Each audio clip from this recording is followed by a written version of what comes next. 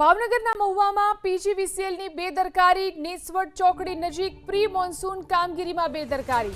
Pre monsoon કામગીરી દરમિયાન વૃક્ષ ન હટાવાતા મહાકાય વૃક્ષ ધરાશાયી થયું. વૃક્ષ ધરાશાયી થતા પીજીવીસીએલનો થાંભલો, મકાનની દિવાલને નુકસાન થયું. 2 ટ્રેક્ટર, 2 બાઇક અને પાણીની ટાંકીને પણ ભારે નુકસાન થયું. વધુ જાણકારી મેળવી અમારા સંવાદદાતા પાર્થ ફોન લાઈનથી જોડાયા છે. પાર્થ, જે રીતે બેદરકારી જોવા મળી રહી છે, પ્રી મોન્સૂન કામગીરી કેવી થઈ છે જેના કારણે આ પ્રકારની ઘટના?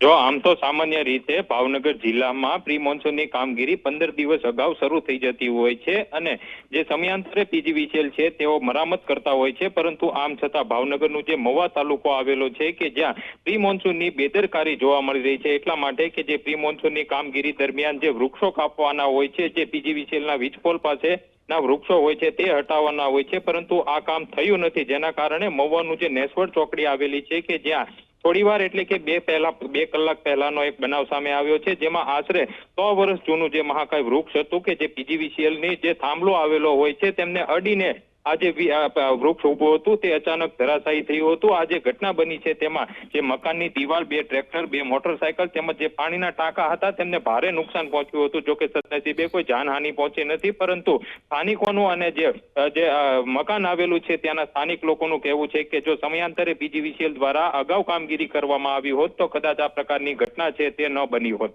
જી, આભાર તમામ જાણકારી આપવા માટે.